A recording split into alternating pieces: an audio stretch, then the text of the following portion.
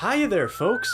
Welcome back, friends, to another episode of Learn With Us, where we take video content that is worth your time and we learn from it with you. Today, we are reacting to someone we've never reacted to before, but I have watched a decent amount of his stuff, and I think he's really cool. And I don't know what he's going to have to say, but his name is Dave Chapelle. I'm sure you've heard of him. Yeah, you've heard of him. And yeah, he just seems like a really interesting guy with a lot to say, and I think he could provoke some really cool things from us. So we're going to watch a new video on him. It is called Redemption Song.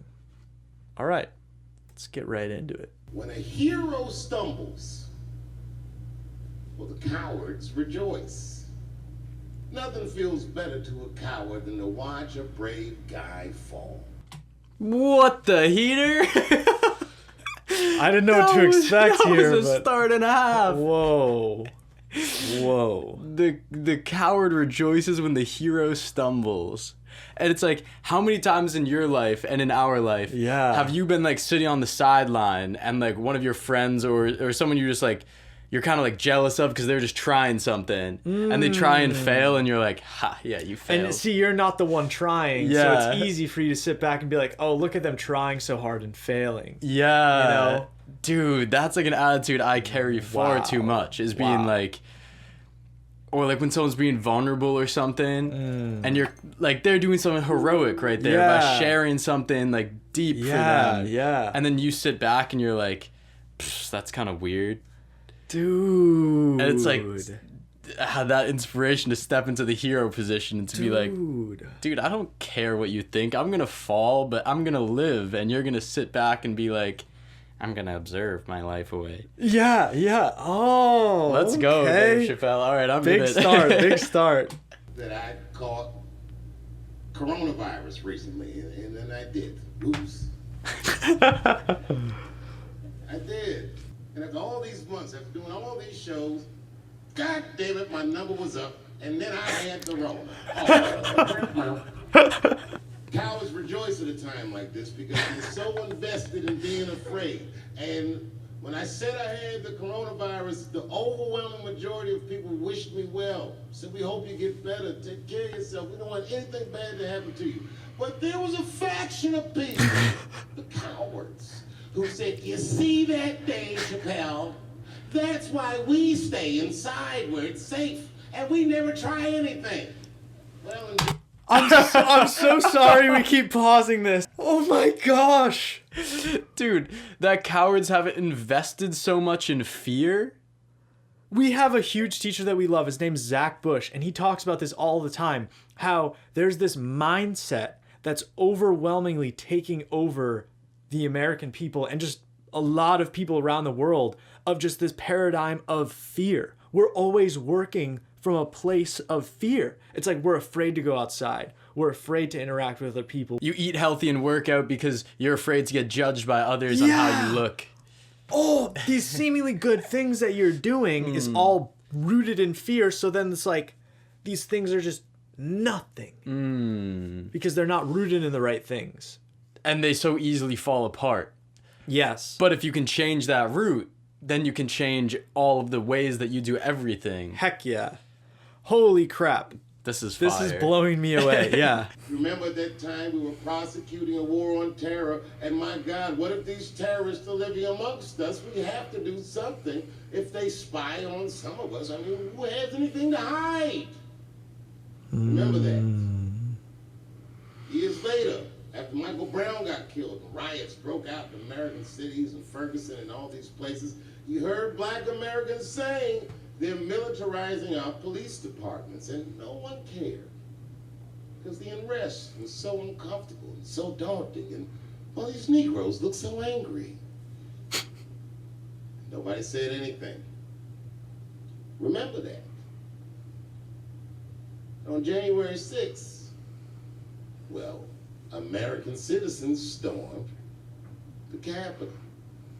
You know, I'm from Washington, D.C. A lot of my friends growing up are Capitol Hill police officers. I said, what did you do that day? What did we do? We were kicking crackers down the steps like motherfucking 300, nigga. Trying to save our country. Okay, so I think he just outlined a bunch of situations where people are just acting out of fear. You've got the government creating this power vacuum where they are like, give us all this power because you're super afraid. You're afraid of these terrorists going on. Like you're afraid that they're among us. You're afraid of these riots that are going on that are just blown up by the media, even though most of the things that are going on are very peaceful. And so then there's this fear vacuum where like, then the government steps in and they say, let's take away your fear. We're going to make everything safe, everything nice. Everything's going to be great. And then this fear creates a dependence and a vacuum, and because if you're acting from fear, guilt, shame, any of those, you're gonna be so much more suggestive to what other people say, because you're gonna be like, how do I get away from this? A few weeks ago I put a special out. I called it Unforgiven. I told people what my beef was with Comedy Central. I never talked about it. I demanded that the network pay me. Many of my peers laughed at me, because that's a ridiculous thing to demand. They said, well, you signed the contract, so what are you even mad about? Here's the thing. I'm very good at minding my own business. And the trick to minding your own business is knowing what is your business. And these people that talk about me, these cowards that rejoice, well, they don't understand what greatness looks like. I never asked Comedy Central for anything. If you remember, I said, I'm going to my real boss, and I came to you, because I know where my power lies. I asked you to stop watching the show, and thank God Almighty for you, you did. You made that show worthless, because without your eyes, it's nothing. And when you stopped watching it, they called me, and I got my...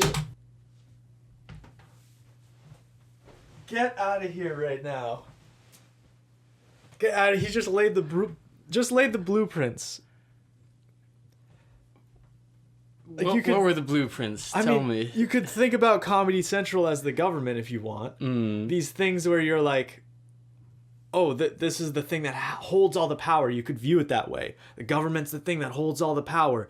They have everything. They have like, that's why we need to be afraid. And that's why we need to give all our fear to them and give all our power up to them. But then you recognize that we live in a democracy. The power is in the people. That's what he's saying here. He's giving this little example. This is a small example. It's about his TV show. He's talking about stuff way bigger than that. Way bigger than that. He's saying, you got to recognize that you all have this power. Like, we all got this power. And if we just, like, decided to use it for one day, everything changes.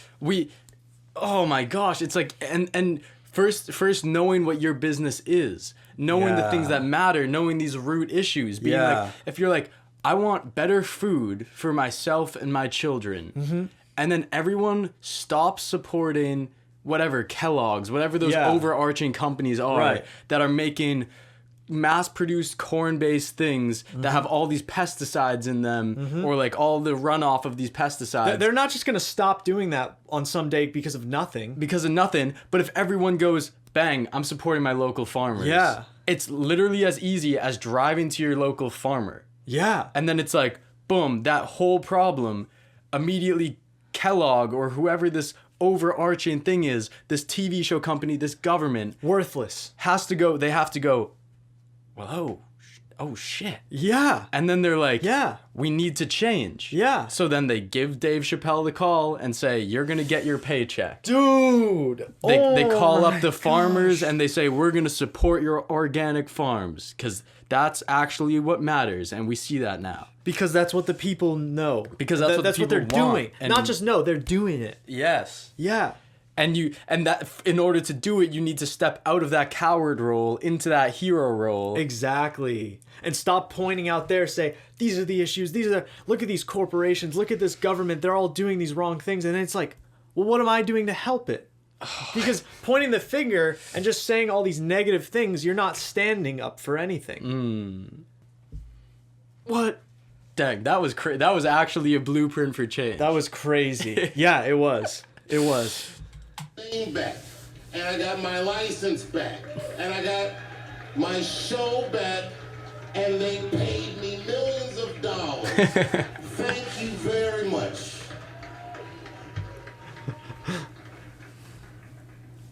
When I took 12 years off and you put me right back on top when I came back, I couldn't thank you enough. You have kept me free. Cheers to you forever. I'm riding with you till the wheels fall off. Thank you very much and good night. Whoa. That was a masterpiece, dude. That was sick. That was so sick. Like, one of the things I was most impressed by Yeah. was that whole time he was like lighting a cigarette and taking sips from a drink and talking so naturally about such powerful things. Like, that just shows how much he's mastered his craft. How much he's been on stage. Of speaking. Yeah. Like, dude, Oh, man. that was fantastic. That was fantastic. That actually blew me away. Yeah. Yeah. Dude, Yeah. that was sick. That was sick. Jeez, let us know what you thought of that. Yeah. What the heck, like, what other comedians are we missing here, like, that we should we need react to know. Like, jeez. Dang, that was rad. Wow. Alrighty, folks. Yeah, like, comment, share, subscribe. Yep. Join us on this journey to figure out what a better life is, where we're learning from people like Dave Chapelle. Yeah. And fantastic. Jeez. Much love. Much love, folks.